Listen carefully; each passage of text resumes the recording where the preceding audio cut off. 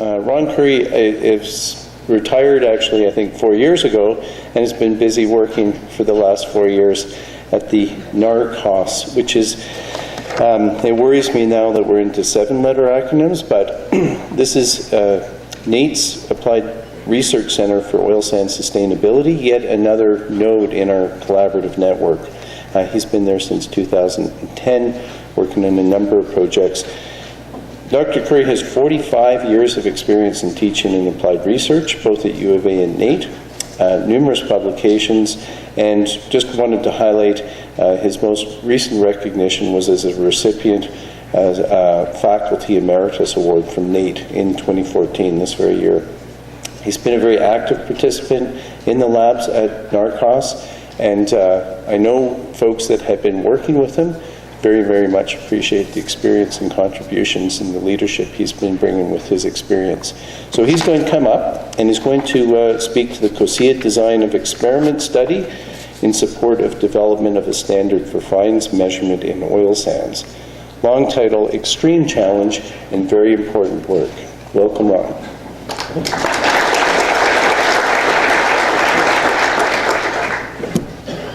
I'd like to acknowledge the members of the team mentioned here.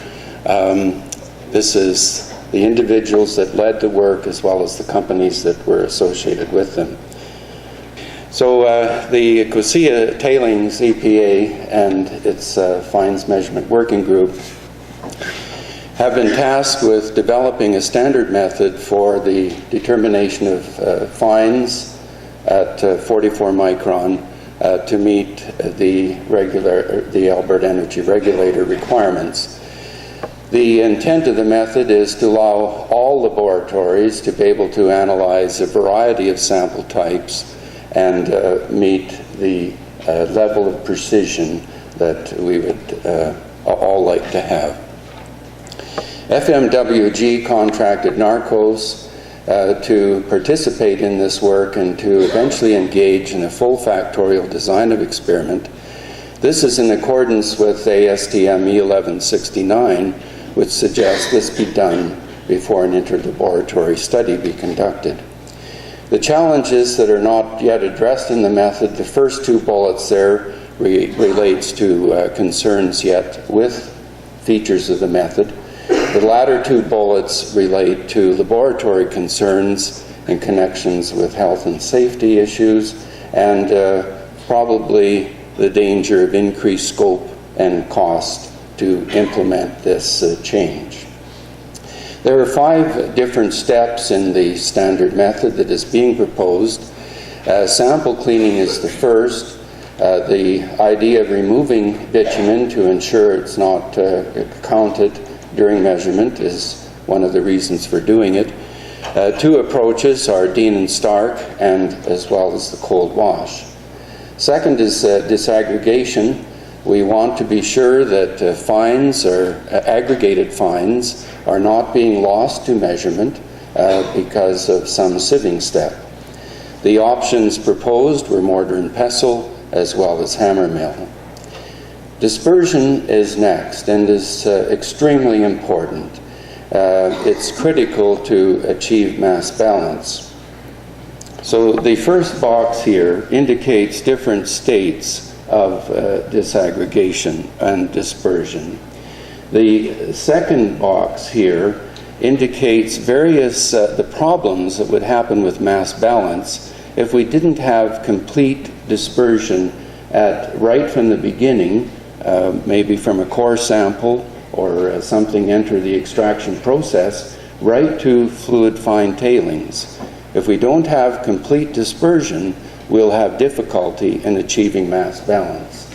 The latter box, we see that we do have good mass balance potential because we're dispersed at every stage. The dispersion steps involved sonication probe as well as soaking and boiling. We also included in the design of experiment work the D422 high-speed mixer. 4th step, subsampling. We need to ensure that we're not overloading our sieves, our laser diffraction units, as well as even hydrometer. Each subsampling, when we're doing solids, must be the same. So the chute and rotary riffling is being proposed. We also were using slurry subsampling in some instances. The measurements that we chose, we wanted to have a complete particle size distribution in the study, and to ensure that any procedure was not impacting adversely the PSD measured, particularly the sub 44 material. Just to get us together here, I want to look at some acronyms. WS is going to be wet sieving.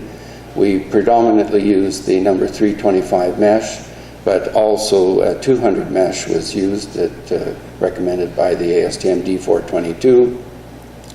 WSH means wet sieving, followed by hydrometer measurement. WSLD, wet sieving, followed by laser diffraction.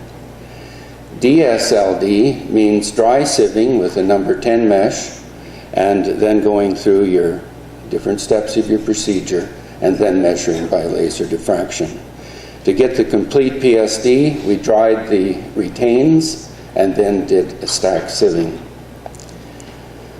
A full factorial design of experiment was chosen because we wanted to be able to handle more than one procedure for each step. Rather than just 2 procedures, we wanted to have 3, maybe 4 different procedures for each step to be in the DOE. We wanted to be sure interactions are accounted for between the steps. We wanted to be able to use least squares means to start to interpret what may be contributing to interactions. In the DOE study, we focused on 3 of the 5 steps: disaggregation, dispersion, and measurement. For cleaning, we only used Dean and Stark. It cleaned as well as cold wash, but we were also concerned with aggregation that sometimes can occur with some samples when using the Dean Stark procedure. We only used rotary riffling for subsampling for dry solids. We wanted to, this gives the highest precision in the literature for subsampling. Slurry subsampling was only used after wet sieving, so we could narrow the particle size range before going on to measurement.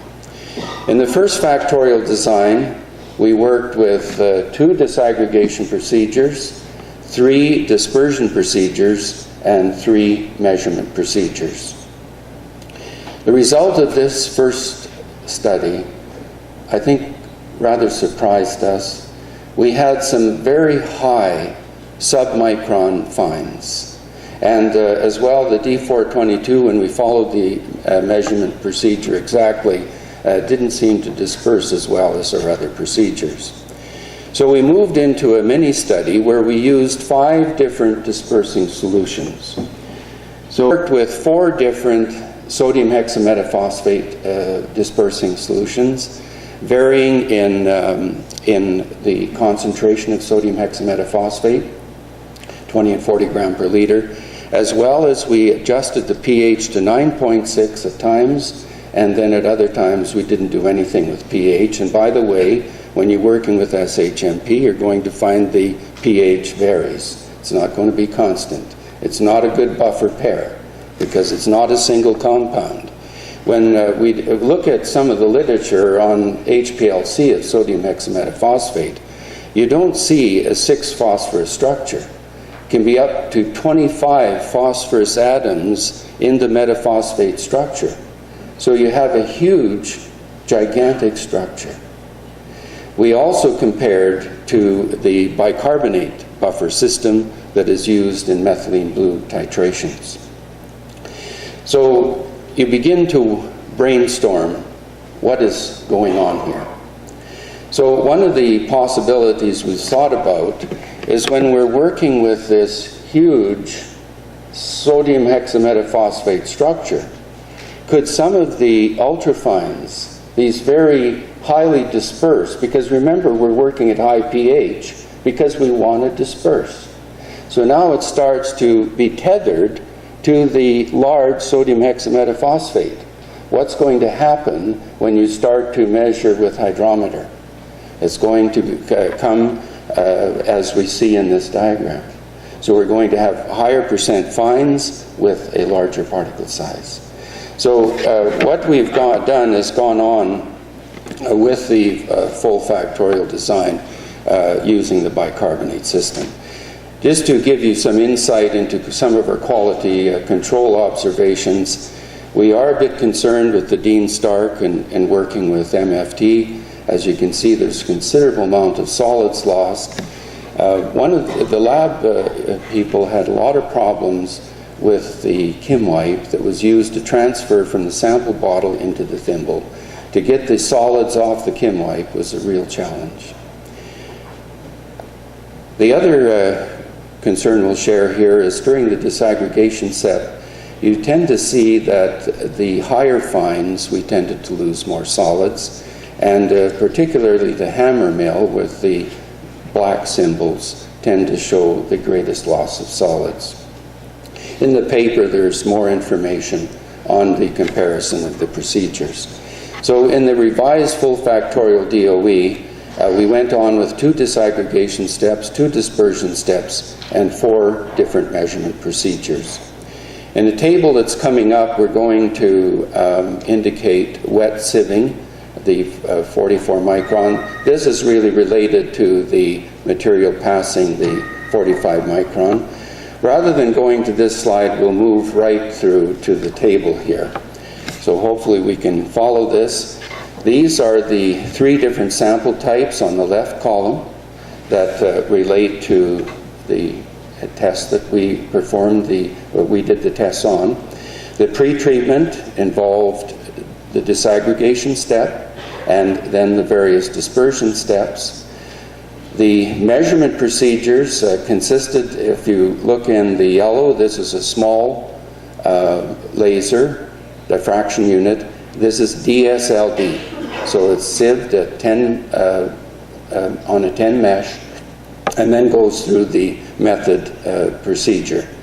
And likewise with the green, this is a large reservoir, 4 liters compared to 0.8 liters, and then the wet sieving data. We don't have time to focus on everything here, but look carefully at MFT. If you look at the first row, we see fairly good agreement between the different measurement procedures. But as soon as we boiled, look at the problems we had with wet sieving, with the large reservoir, the small reservoir, LD. When we sonicated during the measurement with the small LD, note how it improved.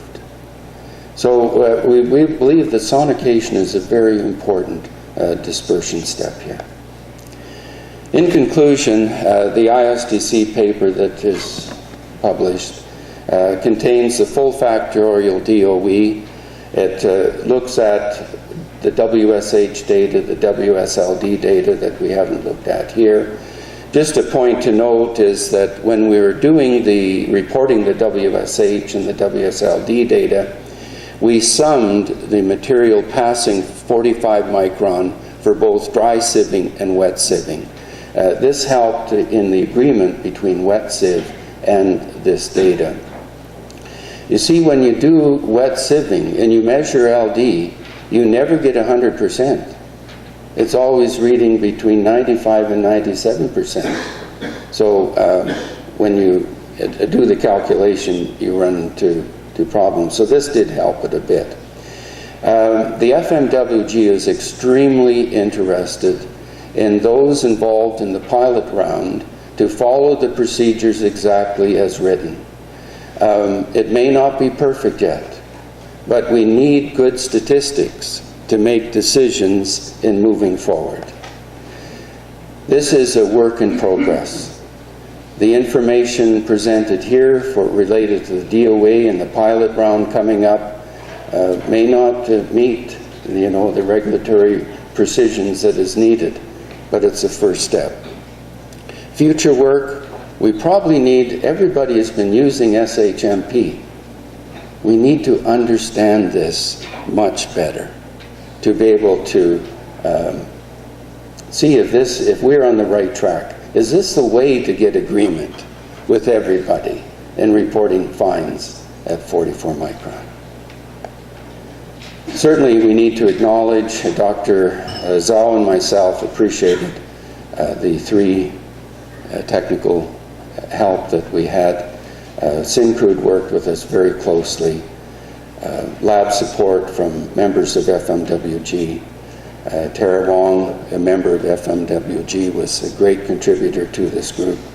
We also appreciated the funding from COSIA Tailings EPA and NSER. Thank you very much.